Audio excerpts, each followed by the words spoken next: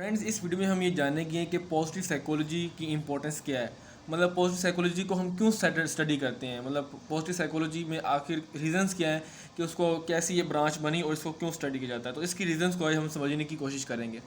तो फ्रेंड्स, इसमें इस तरह है कि जो दोस्तों पॉजिटिव साइकोलॉजी है, इसकी रीजंस ये है कि सबसे पहले जो साइकोलॉजी आई तो उस वक्त जो थी जो स्टडीज़ होती थी, जो एक्सपेरिमेंट्स होते थे, वो सिर्फ और सिर्फ नेगेटिव एस्पेक्ट्स के ऊपर होते थे। मतलब इंसान की जो नेगेटिव एस्पेक्ट्स हैं, इंसान के जो डिसऑर्डर्स हैं या मेंटल इलनेसेस हैं, जो इसकी डिजीज़ हैं, वो उनको स्टडी किया जाता था कि इंसान को कौन कौन से जो है मसले मसाइल हैं, साइकोलॉजिकल कौन सी प्रॉब्लम्स हैं। तो उस वक्त दोस्तों जो मॉडल होता था मेंटल डिजीज़ मॉडल। तो उस मॉडल को सामने रखा जाता था और उसके इंसान के जो नेगेटिव एस्पेक्ट्स थे उनको स्टडी किया जाता था। बहुत ही कम दोस्तों जो होती है वो स्टडी होती थी इंसान की लाइफ सेटिस्फैक्शन के ऊपर, ऑप्टिमिज्म के ऊपर, वेल बीइंग के ऊपर, हैप्पीनेस के ऊपर, जॉय के ऊपर, अल्ट्रुइज्म, इस तरह के दोस्तों जो पॉजिटिव पोटेंशियल्स होते हैं इंसान के, उनके ऊपर बहुत ही कम स्टडी की जाती थी। तो इंसान उस वक्त जो साइकोलॉजी का दोस्तों जब साइकोलॉजी आई थी तो उस वक्त जो उसका फोकस था ना, वो यही था कि ह्यूमैनिटी के कौन से नेगेटिव साइड्स हैं, इंसान नेगेटिव बिहेवियर क्यों शो करता है। तो इस तरह के उसके जो साइकोलॉजिकल डिसऑर्डर्स हैं ना, उन्हीं के ऊपर फोकस किया जाता था। और इसमें ये हुआ था कि जो वर्ल्ड वार 2 हुई थी दोस्तों, वर्ल्ड वार 2 के बाद तो स्पेसिफिक फंड्स जो होते हैं वो स्पेसिफाई कर दिए गए थे कि साइकोलॉजिकल डिसऑर्डर्स को बाकायदा तौर पर स्टडी किया जाए और कौन कौन से साइकोलॉजिकल डिसऑर्डर्स मतलब इंसानों में पाए जाते हैं। तो मतलब उन जो होते थे ना इश्यूज़, उनके ऊपर फोकस किया जा रहा था कि इंसान के अंदर कौन कौन से मसले मसाइल हैं, मेंटल इलनेस है। बट उनके ऊपर दोस्तों जो उनके सोल्यूशन होते हैं, जो पॉजिटिव पॉइंट्स हैं, उनको निगलेक्ट किया जाता था। उनको मतलब जो है दोस्तों स्टडी नहीं किया जाता था। मतलब नेगेटिव उसके साइकोलॉजिकल डिसऑर्डर्स जो हैं उन्हीं को ही दोस्तों स्टडी किया जाता था। तो इस तरह दोस्तों साइकोलॉजी का जो पहले मेन फोकस था वो था डिजीज़ मॉडल। मतलब इंसान के अंदर कौन कौन सी जो है वो डिजीज़ हैं, कौन कौन से डिसऑर्डर्स हैं। बहुत ही दोस्तों कम फोकस था किसके ऊपर, पॉजिटिव साइकोलॉजी के ऊपर।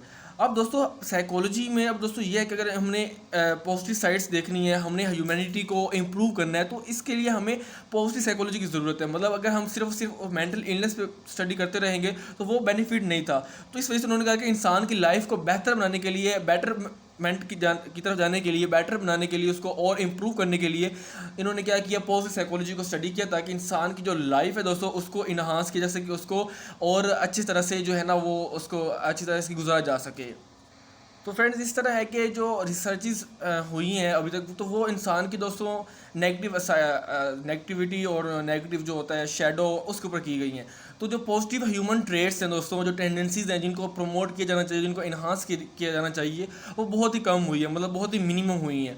मतलब जो डिजीज़ मॉडल है उसको काफ़ी अच्छे उसको प्रमोट किया गया, उसको काफ़ी स्टडी की गई, जबकि दोस्तों इंसान की जो ऑप्टिमल जो पॉजिटिव पोटेंशियल है उनको मिनिमाइज़ किया गया। तो अब हमें दोस्तों ज़रूरत इस तरह है कि पॉजिटिव साइकोलॉजी का जो मेन कंसर्न है वो ये है कि जो हमारे पास डिजीज़ मॉडल है उसको मिनिमाइज़ करें और जो आपका जो है ऑप्टिमल ह्यूमन फंक्शनिंग उसको मैक्सिमाइज करें। मतलब दोनों को बराबर लेके दोनों को बैलेंस करें। दोनों जब दोस्तों बैलेंस हो जाएंगी तो अच्छी तरह से हम जो इंसान की लाइफ को समझ सकते हैं और उनको इन्हांसमेंट की तरफ ले जा सकते हैं।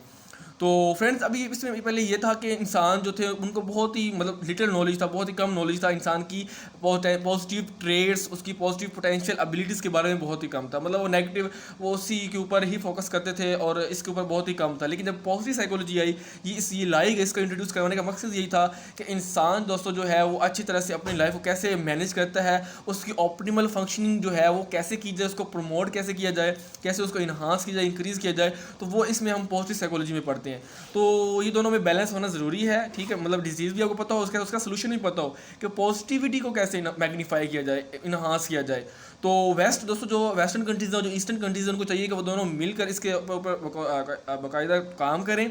और इसके साथ दोस्तों जो आपकी थेरापेटिक टेक्निक्स होती हैं, थेराप्यूटिक में थेरापीज़ होती हैं, तो उसमें दोस्तों क्या होता है, उसमें हमें पॉजिटिव जो होते हैं इंसान के एस्पेक्ट्स उसको भी स्टडी करना चाहिए, पॉजिटिव ह्यूमन ट्रेट्स को भी कंसर्न उसका होना चाहिए। मतलब अगर आप किसी ऊपर थेरेपी कर रहे हैं तो आप अगर उसको इंसान की जो पॉजिटिव क्वालिटीज़ हैं, पॉजिटिव एस्पेक्ट्स अगर आप उसको इग्नोर कर देते हैं तो आप इसकी जो है ना थेरेपी नहीं कर सकते।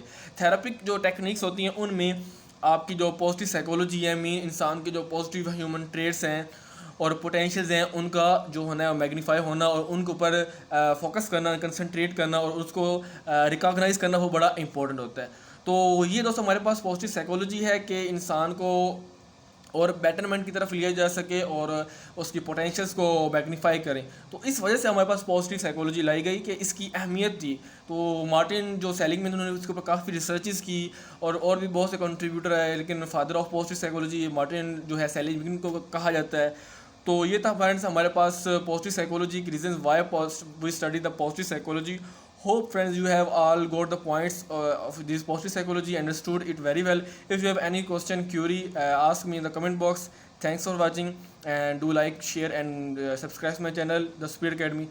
So we will see in the next video. Till then, friends, goodbye.